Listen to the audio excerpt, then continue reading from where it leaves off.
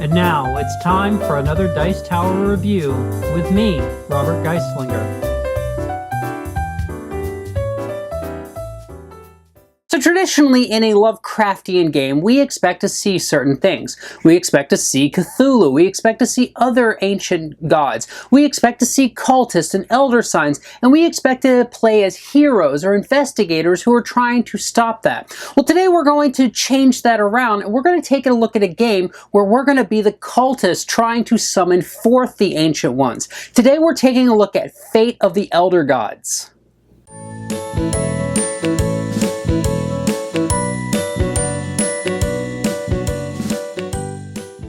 So here we're taking a look at Fate of the Elder Gods. Now this is a game where players will be working with their own cult, trying to bring forth their particular Elder God into our world. On a player's turn, the first thing they're going to do is prepare by unexhausting any artifacts that they've used in a previous round. And then they're going to move.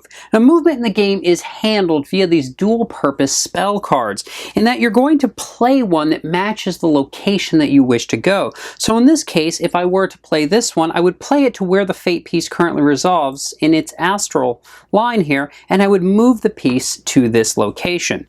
If there were 3 or more investigators on this location, they would immediately move to my lodge. Then I will place one of my cultists there and an investigator. After doing this, I'm going to get to take the action of the location itself. I will cover the actions of the locations here in just a minute. Once you've activated the primary, if you also have control, meaning you have majority, or you roll a die to try to gain temporary control, then you can take the control action as well. Once this is done, then you're going to conclude by possibly readying a spell from your hand. And in doing this, you're going to be looking at the symbols along this line here to see if they match up to things that you have. Such as here, we have this white and this blue, and that matches here, and I possibly want to ready this. So to do that, I would place it here, and you can have at most 3 spells ready at any time, and then regardless of what was used, you will clear these out. The importance of readying a spell is that means later at any point I could activate the ability of this one. Such as here, when I'm rolling dice, I can add 2 additional dice to the roll. I could activate that. But in addition, as long as it's ready, it adds to the power that I can use towards readying a future spell. At this point, we're going to draw either 1 card or get back up to 3 cards minimum in our hand. Here we have 1, so we would draw 2 additional cards. After this, if we have 5 or more investigators here, we're going to do a raid. Now a raid, we're going to be rolling 1 die for each investigator in our location and resolving those. Anything that has a tentacle or Cthulhu is going to remove investigators. Anything with a regular elder sign will remove and destroy an investigator in our location and give us an elder sign here. And anything with the other type of elder sign, the investigator will stay on the location, but we will still gain one of these elder sign tokens. Play then passes to the next player. Going over the locations themselves, there is a handy card for going through that, but just the general rule, the streets here is going to allow us to put investigators out on other players' lodges and institute a raid immediately. We've got the gathering, which is going to allow us to bring cultists back from the abyss to our lodge. We have the library, which will allow us to draw new cards. The other world, which will allow us to sacrifice cultists to the abyss in order to gain more summoning, which is the victory track of the game. We have the museum, which allows us to gain artifacts, such as this Scepter of the Elders here, which will then allow us to exhaust it to gain its benefit, and some will need to be thrown out, but regardless, it'll give us more abilities throughout the game.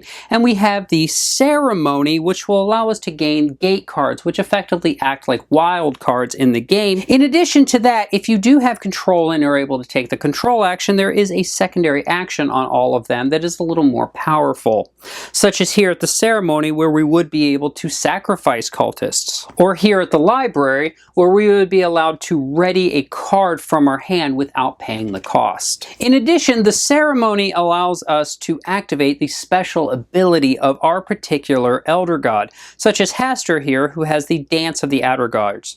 Starting from the ceremony and proceeding clockwise, he can roll a die to try to put more of his cultists into those locations.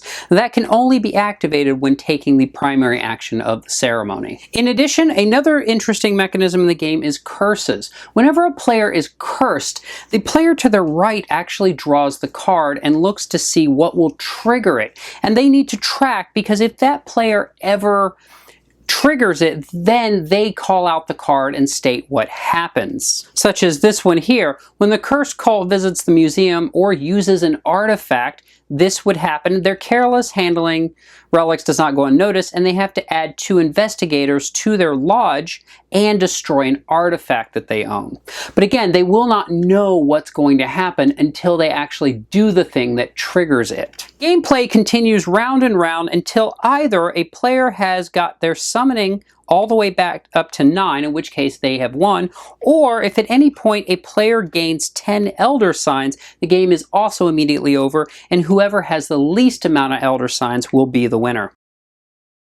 So that's a look at Fate of the Elder Gods. Now what this feels like to me is this feels like a combination of classic familiar Euro mechanisms combined with an American thematic gaming experience, and I love it. The artwork in the game is everything I expect from a Richard Launius game, but also from a Lovecraft game. The ancient gods are scary and menacing and feel like they might drive me insane just looking at the cards.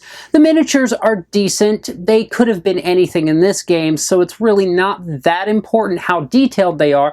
Plus, they're sacrificing themselves constantly, so you're not really too concerned with their well-being or how they look anyway, but they do get the job done, and I think with a coat of paint they might look nice. Now, one thing I really enjoy in games is things that serve multifunction, and in this game the spell cards serve 2 purposes. They first are your method of movement, and I like the way that works, and thematically I like how you are leaving behind this mystic energy that also attracts in this ancient being. But beyond that, they're also your spell cards that you can set up to cast spells to benefit yourself or harm your opponents. And that brings me into my next point, is that this game is more conflict heavy than it seems. You are constantly trying to stop your opponents from doing things, and it's more upfront and more confrontational than at first glance it seems. Now the game has dice in it, and as such that's going to cause some shifts, and it didn't bother me in this game at all, but you should be aware of it, because I could have 5 cultists in my lodge, you could have 5 cultists in your lodge, and the dice could swing completely different for the 2 of us, and that's going to cause some shifts, and it might cause people who aren't used to that in gaming to feel a little slighted. I feel like it works in this game, and honestly, it's a Lovecraft game. There needs to be a degree of randomness driving you, shall I say it, a little insane. You will find for the first couple games that you're going to be constantly referencing the cards, the reference cards that tell you what the actions do, and that's quite okay. I expect that in a game like this, but I did find after a few games I stopped needing to reference those cards and those icons, and so it seems to work. It does commit to memory after a while, but you will be looking at the cards for the first couple times you play. If I have a complaint about this game, well, not a complaint. Let's call it a concern, because I actually really like what I'm about to say, is the curse cards. I really like them. I like the mechanism, the idea behind them. However, I found in practice they could be a problem, because they're required that the player to your left is going to be holding that card and waiting for you to trigger it. The problem is, well, the player to your left might be so focused on working their own strategy that they fail to notice the card, whereas the next player over is hounding and looking at the card and is making sure it takes effect, and that can cause a bit of an imbalance in the game. That's nothing wrong with the game, it's more a problem with how it's being played, but I just found in practice it can be a problem from time to time. The rulebook in the game is clearly laid out. We learned the first time we played from the rules without any questions, so I can't say anything bad about the rulebook in this case. Overall, what I found when I opened this box was a wonderful thematic experience with familiar Euro mechanisms, as I said, that really captured the theme of of being cultists and dealing with the investigators, and they're sniffing around and getting more and more suspicious of my activities. And the game was easy to learn and just flowed really well from start to finish. I think that this is going to be a good game if you are looking to play it with at least 3 players. The game does have 2-player rules and even has solo rules. I personally did not care for the solo rules in this one. I did like the 2-player rules, it played well, but really the game shines at 3 and 4 players. If you're looking for a game that brings the Lovecraft mythos to life, but maybe in a simpler, shorter fashion, and also you're no longer having to be the heroes, this is a game you're definitely going to want to check out. I hope you've enjoyed this look at Fate of the Elder Gods, and I look forward to seeing you guys next time. Thanks so much for watching the Dice Tower videos. Find more great videos and reviews, as well as our top-rated audio podcast at Dicetower.com. You can also find other great shows at Dicetowernetwork.com.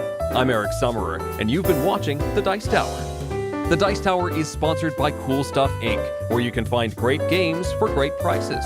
Cool stuff in stock. Check them out at CoolStuffInc.com.